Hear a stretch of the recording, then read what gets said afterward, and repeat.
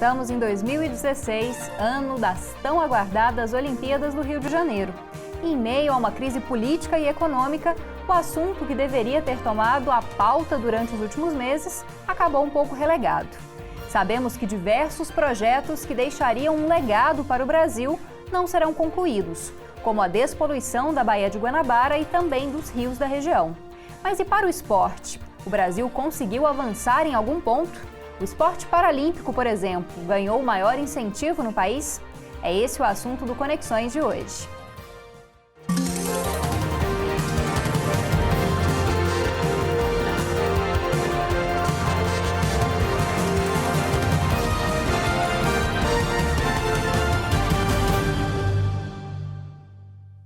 Olá!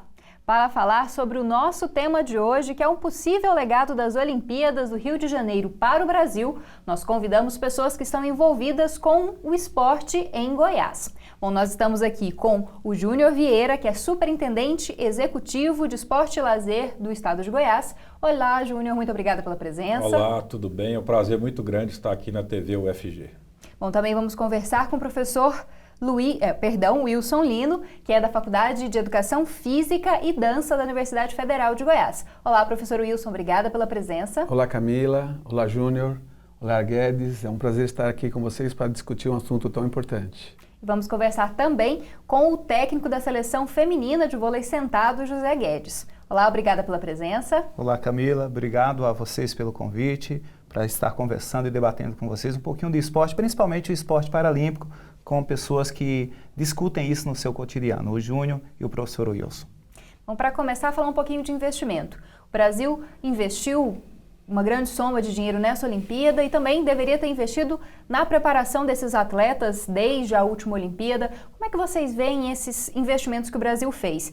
Eles são suficientes para que se invista mais em práticas esportivas no Brasil, para que se formem novos atletas? Como é que vocês percebem esses investimentos financeiros para as Olimpíadas? Queria começar com você, Júnior.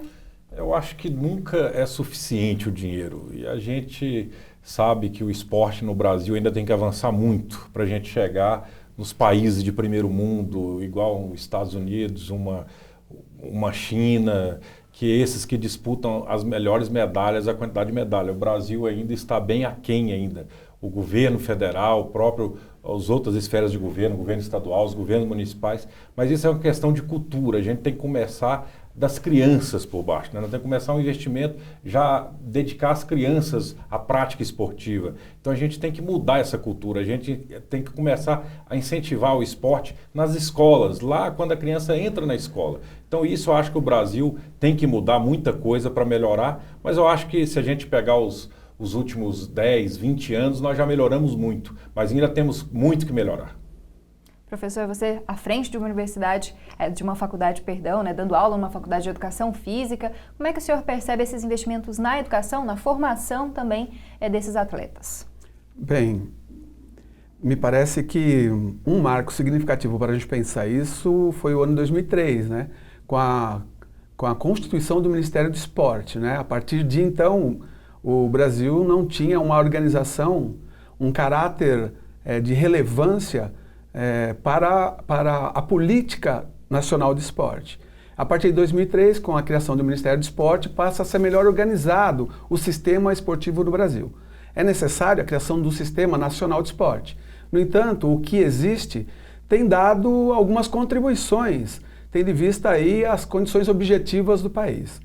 Pensar, então, a formação de atletas com a excelência esportiva é pensar uma dimensão da formação humana a partir do esporte. Então, acho que é importante a gente registrar que a compreensão do esporte como um fenômeno cultural, um fenômeno que contribui para o desenvolvimento humano e, portanto, deve ser acessível a todos, é uma coisa. A excelência esportiva, que é o esporte de alto rendimento e que vai disputar medalhas, participar de jogos de performance esportiva de grande performance humana, isso já é um outro momento. Então, me parece que quando a gente fala, olha, precisamos olhar para a escola, a partir do esporte de rendimento, a gente tem um problema. porque não deve ser essa a ideia do esporte. A ideia do esporte é para a formação humana, mas o esporte de alto rendimento é um momento dessa formação humana. O Brasil tem investido em alguma dessas duas áreas de forma prioritária? Prioritária, sim, no esporte de alto rendimento. Talvez um problema nosso na continuidade do atleta, na continuidade da política, talvez a sua descontinuidade. Seria mais correto afirmar isso, né? Então a gente acaba investindo somente na elite e sem uma preocupação de garantir à população brasileira o acesso ao esporte e, a partir desse acesso, as pessoas escolherem algumas práticas. E aí, quem sabe, dentre esse conjunto de pessoas, algumas queiram se especializar. O esporte parece que tem servido no sentido de mudança de classe social, né? Num país subdesenvolvido, cuja desigualdade se dá em todas as dimensões, inclusive no acesso às práticas esportivas. Bom, José, você é à frente de uma seleção paralímpica, a seleção de vôlei sentado. Como é que você percebe os investimentos no esporte de forma geral e também para os esportes paralímpicos? Quando a gente fala de investimentos no esporte, aí no Brasil é muito comum você olhar do local equivocado. Então, quando se fala no esporte, geralmente as pessoas vão para o topo da pirâmide, onde estão os atletas de excelência, e de cima olham lá para baixo e falam, a gente precisa formar atletas de excelência para chegar aqui. O ideal seria olhar de baixo, lá no topo da pirâmide, com uma formação ampla, com alto investimento. E aí, jovens seres humanos, e aí não entra na categoria educacional, porque quando entra em educacional, as pessoas associam diretamente à escola e aí transferem para a escola a responsabilidade de formar atletas. A escola não tem a responsabilidade de formar atletas, então são os jovens, lá com as crianças. Investe-se na base da pirâmide e aí sim você consegue olhar no topo e saber quem vai chegar a essa excelência. Querer ser um atleta de excelência não é só na vontade que fica, necessitam de outros fatores que vão contribuir para que ele chegue-se a uma excelência. Nós estamos falando de Jogos Olímpicos e Paralímpicos, nós estamos falando da excelência esportiva existente em todo o planeta Terra. Nós não estamos falando de pessoas comuns. Um atleta olímpico ou um atleta paralímpico é uma pessoa que se diferencia dos demais na sociedade como um todo. Acerca dos investimentos, nós temos, e aí eu considero, professor Lino, 2 marcos históricos para o desenvolvimento no esporte no Brasil. A criação do Ministério do Esporte e o segundo, a criação da Lei Agnello Piva, que destina parte dos recursos das loterias caixas para serem investidos no esporte no Brasil. A Loterias Caixa, ele é um marco importante, porque passa a ser um financiador direto do esporte, mas ainda com um foco muito grande para o topo da pirâmide. Isso. Novamente, o olhar invertido, olha-se de cima para baixo. Só recentemente que conseguiu-se modificar ou fazer uma alteração na Lei Agnello Piva para que os clubes formadores, aqueles que trabalham com base, possam também receber recursos oriundos dessa fonte de financiamento. Porque hoje estão nos clubes os principais formadores de atletas no Brasil. Em relação aos atletas paralímpicos, eles ainda não estão nesses clubes esportivos, há uma lacuna maior ainda, né? As pessoas com deficiência, desde crianças até jovens que começam a sua prática esportiva, não são em clubes esportivos. São a partir de projetos que entidades de defesa de direitos de pessoas com deficiência começaram a desempenhar. Isso lá no início dos anos 80, com o processo de redemocratização do país, que começou-se a criar as associações. Então aqui em Goiás, por exemplo, nós temos associações muito fortes. A Associação dos Deficientes Físicos do Estado de Goiás, a ADFEGO, a Associação de Deficientes Visuais do Estado de Goiás, a ADVEG, a Associação Pestalozzi de Goiânia, a APAI, entre outras entidades aqui no estado, que surgem como essa organização, mas não são clubes esportivos. E quando a gente vai para uma Paralimpíada, eu não posso trabalhar com um conceito social de esporte, é esporte de alto rendimento. Esporte de alto rendimento se faz em clubes. É uma outra dificuldade que nós temos. O nosso tempo do primeiro bloco chegou ao fim, então a gente vai para um rápido intervalo e continua falando sobre as Olimpíadas do Rio de Janeiro no próximo bloco.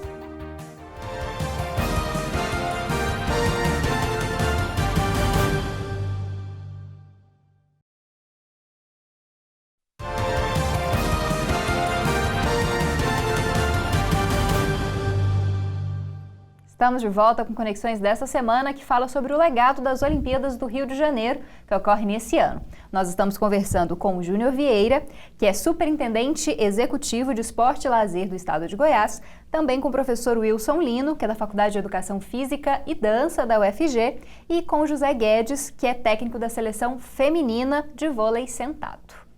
Bom, professor Wilson, queria começar com você dessa vez. Em relação a essa crise política e econômica também que a gente vive no Brasil, ela pode afetar de alguma forma a realização das Olimpíadas? Bem, sim.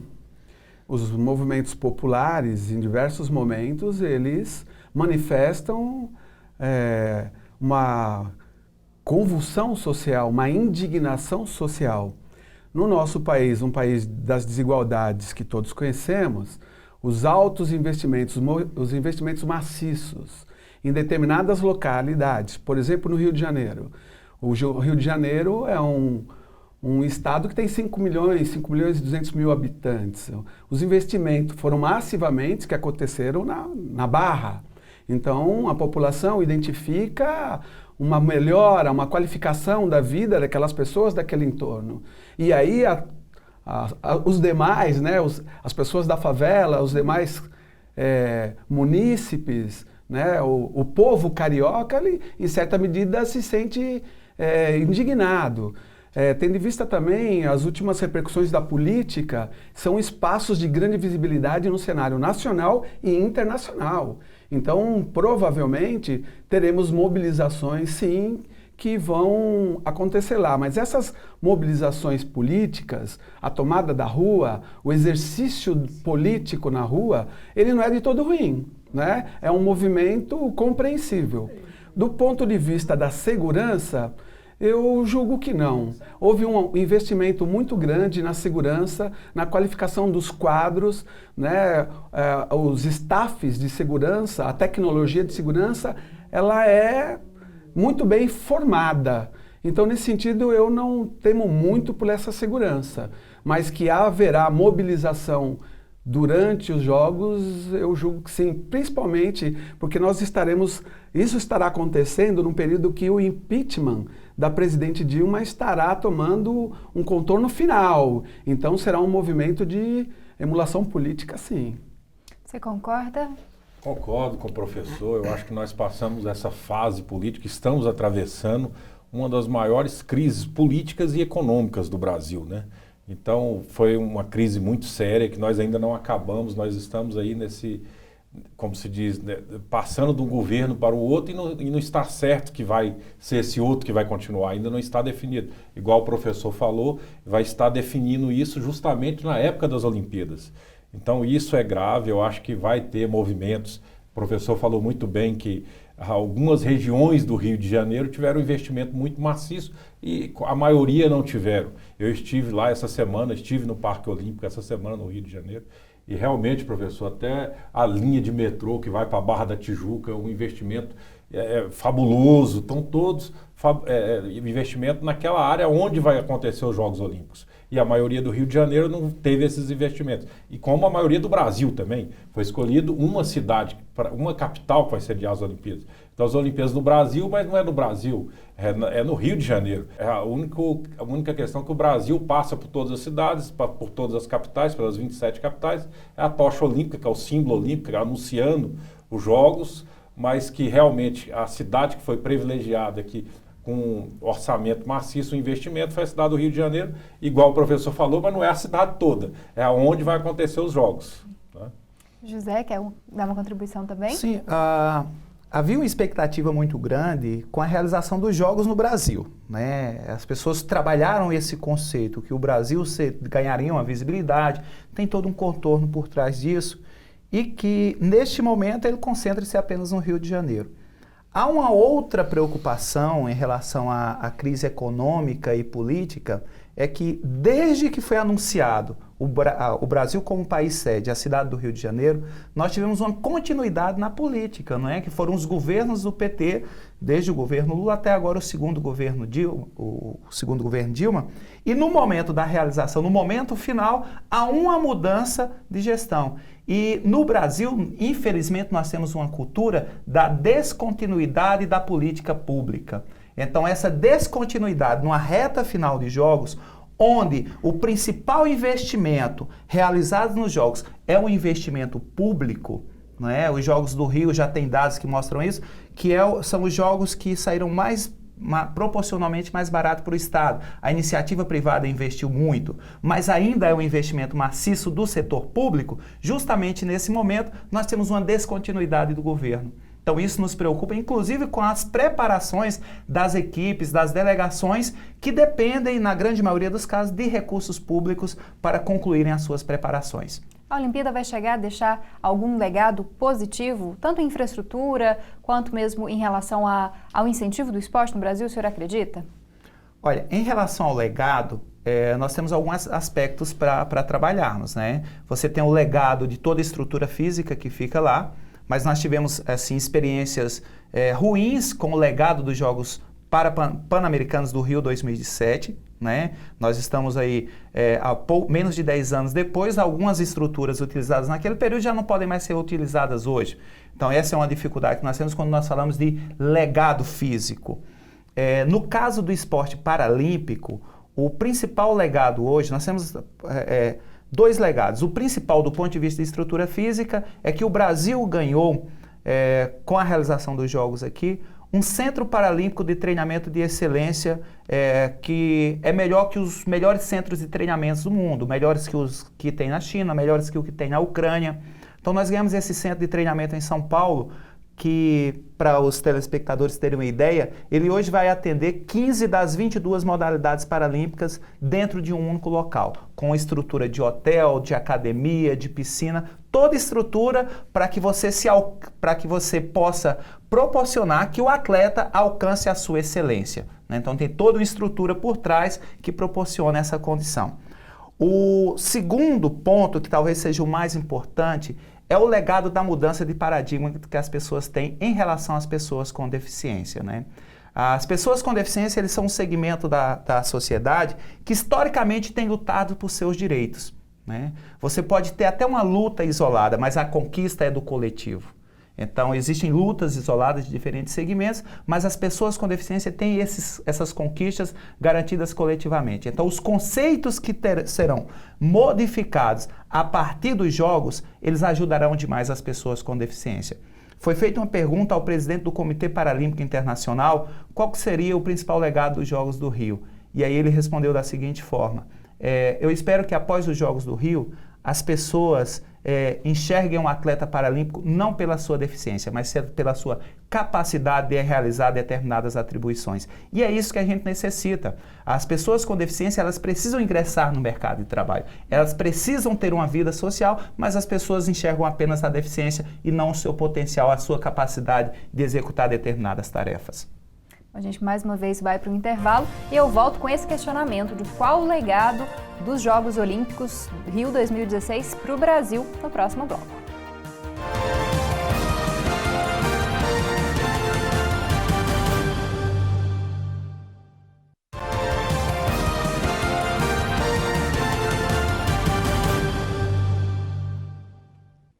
Esse é o último bloco do Conexões de hoje, que está falando das Olimpíadas 2016, que serão realizadas no Rio de Janeiro. Nós estamos conversando com o Júnior Vieira, que é superintendente executivo de Esporte e Lazer do Estado de Goiás, também com o professor Wilson Lino, que é da Faculdade de Educação Física e Dança da UFG, e com o técnico da Seleção Feminina de Vôlei Sentado, José Guedes.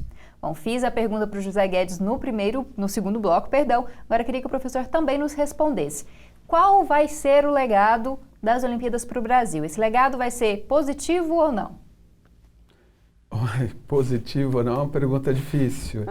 Bom, eu acho que pensar a discussão sobre legado, nós temos que retomar um pouco no tempo e lembrarmos de quais foram as promessas de legado lá quando se cogitou trazer esses mega eventos esportivos para o Brasil. A partir de 2007 com o Pan-Americano, depois com os Jogos Mundiais Militares, depois com a Copa do Brasil e agora com a Olimpíada, né? Copa do Mundo e Olimpíada. Então são um conjunto de megas eventos esportivos que em geral estão associados com um determinado sentido do esporte. Importante o sentido do esporte espetáculo, do alto rendimento, mas o que nós temos que olhar para os impactos que esses mega eventos têm para a população, para o Estado brasileiro e para a população brasileira. E não é diferente de outros países do mundo. Por exemplo, o professor Fernando Mascarenhas discutia recentemente num programa da TV UNB que ele tem estudado o impacto dos grandes eventos esportivos e ele tem visto nos países que cediam às Olimpíadas, a prática esportiva ela cai. O que você tem aumento é chamado da atividade passiva com relação ao esporte. A gente forma novos pesquisadores, telespectadores, né? Então as pessoas aumenta a veiculação da cadeia esportiva, da cadeia produtora em torno do esporte e há uma mercantilização das práticas esportivas. Mas a prática por parte da população ela diminui. Isso é uma questão para a gente refletir. Nesse sentido, pensar o legado em termos de infraestrutura é uma infraestrutura para o esporte de alto rendimento. A pista que nós temos aqui na Faculdade de Educação Física, que ela foi investido aproximadamente 6 milhões, talvez um pouco mais, é uma pista para que haja meeting, competições de alto nível. Mas e a nossa população aqui a comunidade acadêmica, a população do entorno? Que maneira a gente garantiria acesso a esse espaço para a prática do esporte e lazer?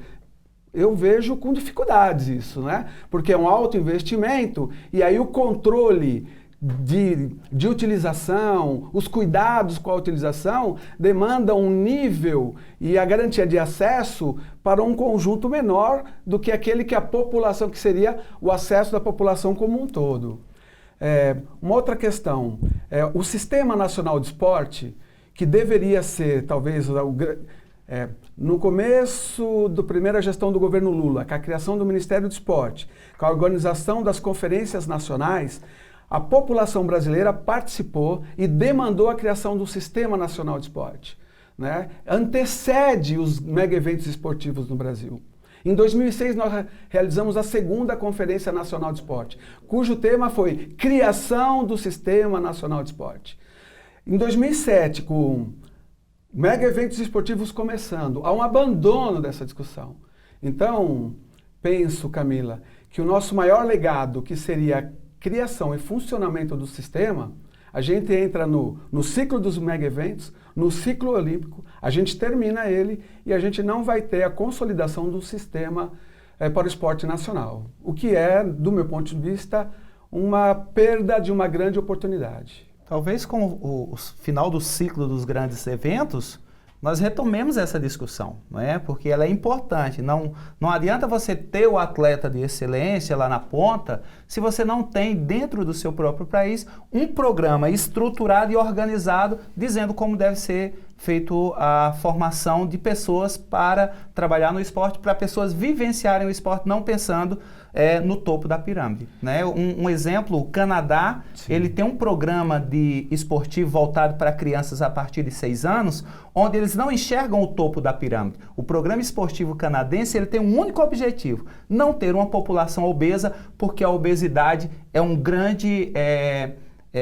dá um grande prejuízo para o governo, então eles precisam trabalhar na prevenção.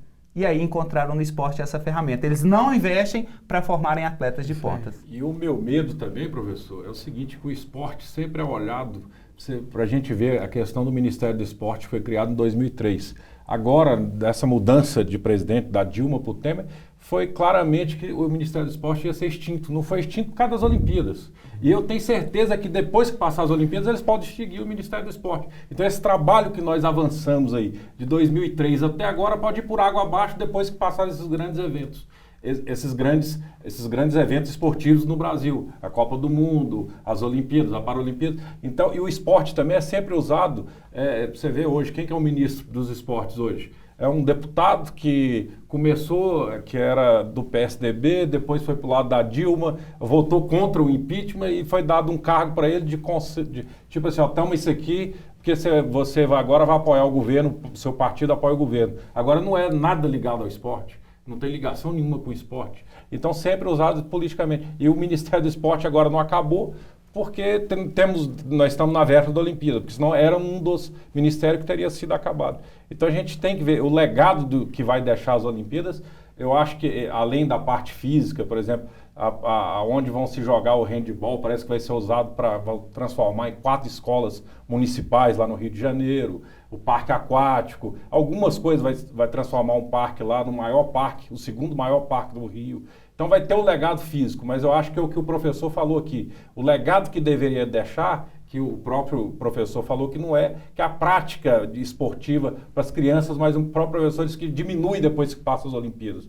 Eu acho que esse seria o legado da população brasileira praticar mais esporte, os jovens, mas isso já está comprovado que não acontece. Só acontece no mercado que vão ser transmitidos mais eventos esportivos, só isso. Uma consideração, Camila, dentro do Ministério do Esporte existe um grupo de trabalho organizando o sistema do esporte. É que ele perdeu centralidade com os mega eventos esportivos. Um outro fenômeno que acontece, há interesses por conta de quem administra o esporte no Brasil. Então, não sejamos ingênuos de acreditar que não existem forças que se beneficiam da forma pela qual o esporte hoje se constitui no Brasil. E essas forças, elas são muito grandes e estão no Brasil há mais de 20 anos.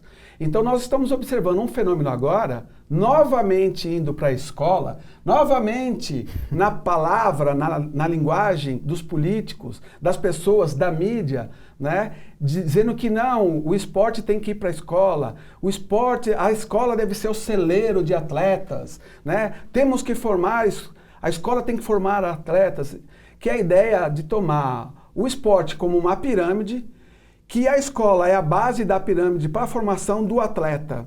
Isso é altamente excludente. Isso faz com que nas aulas de educação física, que quando a gente fala de escola, a gente fala de aula de educação física, não fala só de esporte. O esporte é um dos conteúdos da educação física. Mas as aulas de educação física, elas deveriam, né, propiciar a formação das pessoas para as práticas corporais. As esportivas, as lúdicas, as expressivas, né? Então, esse discurso de base, de que a escola deve formar, isso é um impacto na educação física, na formação inicial dos professores de educação física, nas políticas, que faz a gente retroceder lá 20 anos. Os avanços conquistados para garantir teorias pedagógicas da educação física, que desse conta da complexidade que é a cultura corporal, ela acaba sofrendo com essa verticalização de uma ideia de que é o alto rendimento o único sentido que deve indicar as ações dos professores de educação física na escola. Então, o legado às avessas também, né, Camila? Bom, infelizmente, nosso tempo chegou ao fim. Queria agradecer. Obrigada, Júnior Vieira, pela presença. Muito obrigado a vocês, foi um prazer muito grande estar aqui na TV UFG. Obrigada, professor Wilson Lino. Eu que agradeço o convite, espero ter contribuído ao debate. Foi um prazer estar aqui com os colegas e com você, Camila. Obrigada, José Guedes, também. Obrigado a vocês da TV UFG pelo convite e obrigado por esse momento para a gente discutir uma pauta tão importante para o Brasil. Bom, Conexões de hoje vai ficando por aqui, mas você pode contribuir com a gente pelo site da TV UFG ou então pelo e-mail. Você também pode fazer as suas contribuições pelas nossas redes sociais, no Twitter e no Facebook. Acesse e confira todo o nosso conteúdo. Esse programa é uma produção da TV UFG em parceria com a Assessoria de Comunicação da Universidade Federal de Goiás e também com a Rádio Universitária. Muito obrigada pela sua audiência e até semana que vem.